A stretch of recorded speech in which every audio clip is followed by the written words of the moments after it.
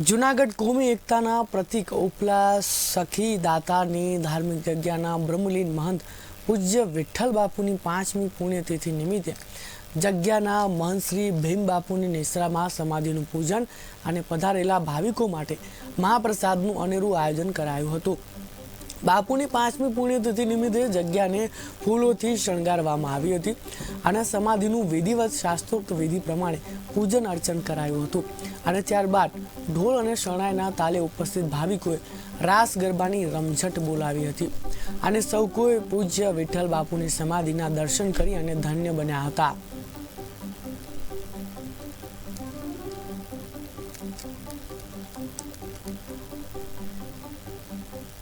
ઉપલા દાતાની જગ્યામાં વિઠ્ઠલ બાપુ મંત હતા।